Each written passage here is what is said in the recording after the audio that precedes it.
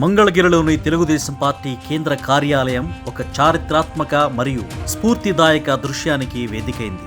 సాధారణంగా ముఖ్యమంత్రి హోదాలో ఉన్న నాయకుడు వస్తున్నారంటే వేదికపై అగ్రపీఠం, ప్రోటోకాల్ హడావిడి కనిపిస్తుంది. కానీ పార్లమెంట్ కమిటీల శిక్షణ తరగతుల్లో చంద్రబాబు నాయుడు వాటన్నింటినీ పక్కన పెట్టి ఒక సామాన్య కార్యకర్తల చివరి బెంచీలో కూర్చొని అందరినీ ఆశ్చర్యపరిచారు. వేదికపై ఆసీనులు కావాల్సిన అధినేత కార్యకర్తలతో కలిసి వెనుక వరుసలో కూర్చొని శిక్షణను పర్యవేక్షించడం ఆయనలోని నిరాడంబరతకు, నిత్య విద్యార్థి తత్వానికి నిలువుటద్దంలా నిలిచింది. 75 ఏళ్ల సుదీర్ఘ రాజకీయ అనుభవం ఉన్నా నేర్చుకోవాలనే తపనలో తాను ఇంకా విద్యార్థినినే అని ఆయన మరోసారి చాటి చెప్పారు. శిక్షణలో భాగంగా శిక్షకులు చెబుతున్న ప్రతి అంశాన్ని ఎంతో ఏకాగ్రతతో గమనిస్తూ కీలక పాయింట్లను తన డైరీలో నోట్స్ రాసుకోవడం విశేషం. కేవలం ప్రసంగించి వెళ్లిపోవడం కాకుండా క్షేత్రస్థాయిలో పార్టీ నేతలకు అందుతున్న శిక్షణ ఏ విధంగా ఉందో, వారికి అందుతున్న సమాచారం ఎంతవరకు ఉపయోగకరంగా ఉందో స్వయంగా పరిశీలించేందుకే ఆయన ఆఖరి బెంచిని ఎంచుకున్నారు. ఈ వయసులో కూడా ఆయన ప్రదర్శించిన ఆ పట్టుదల,